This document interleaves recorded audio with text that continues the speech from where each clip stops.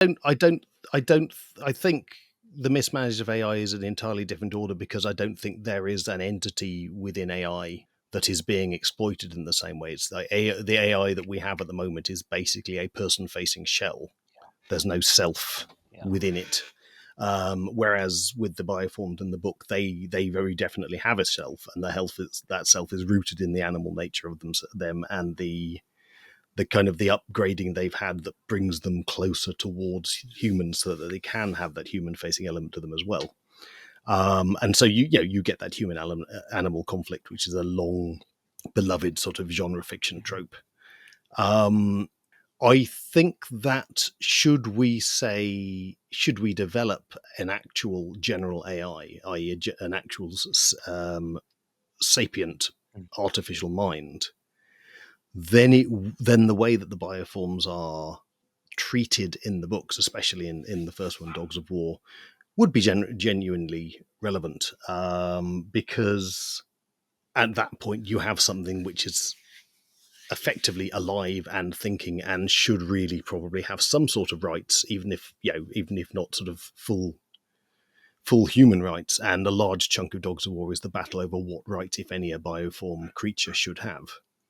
I think the other relevant thing that is directly relevant to how we use technology at the moment is, the book is Dogs of War. They are used in the beginning of the book in a military situation, but one of the obvious things about the way they're being used is they have plausible deniability.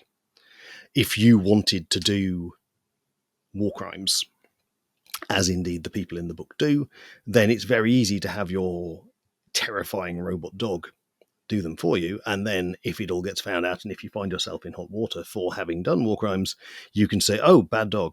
Obviously this creature went off the leash a bit. In the same way as we will absolutely see autonomous drones and other self-directed war machinery committing the most appalling things, I'm sure, within our lifetimes in the near future. And should it ever matter enough that someone's knuckles are going to be rapped, they will say, oh, well, the programming, the algorithm, not what we meant to happen. Who could have predicted this thing? This type of technology where you can ascribe self-determination to it, whether genuine or fictional, is pretty much purpose made to get the decision makers of military atrocities off the hook. So that's probably a bit heavy. Oh, that's good. With characters like Humos, for instance, I mean, I like the evolution, because the way you seem to write is that every book in that series could stand alone without ever having read the previous books. You could read Beast Speaker, for instance, and it works completely fine.